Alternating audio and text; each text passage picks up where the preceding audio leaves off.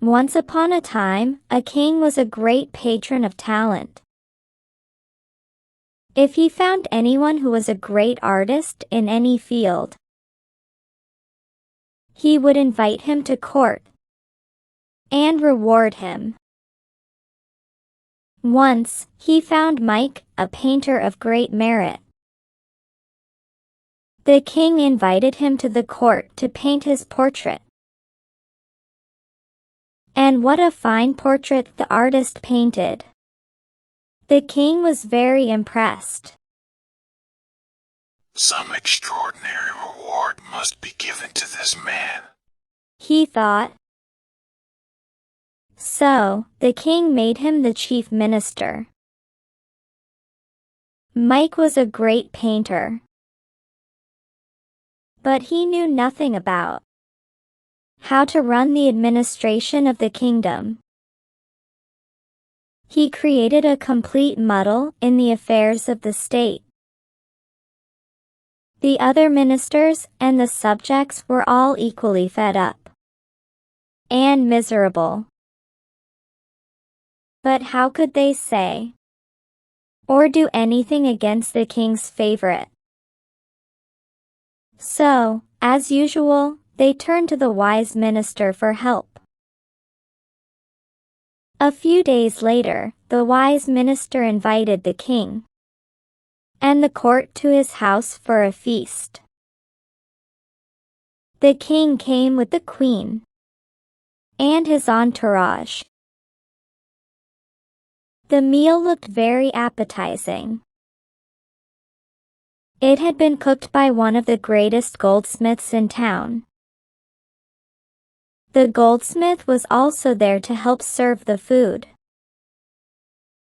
The feast began with great pomp and ceremony.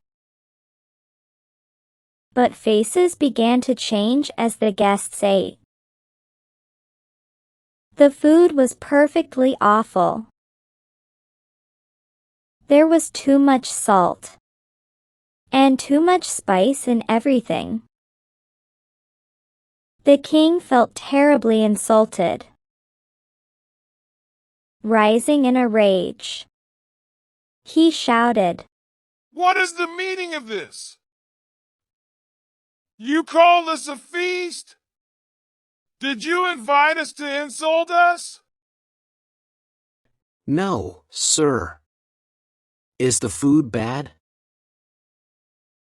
I thought I would follow your example, said the minister meekly. My example? What nonsense, said the furious king.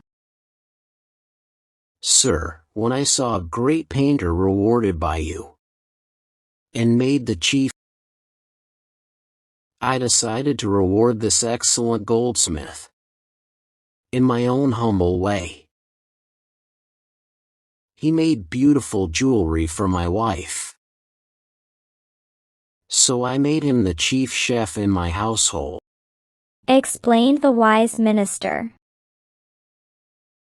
The king had his faults, but he was no fool. He realized what the wise minister was up to.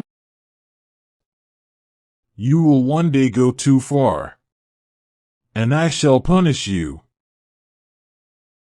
said the king with a twinkle in his eye.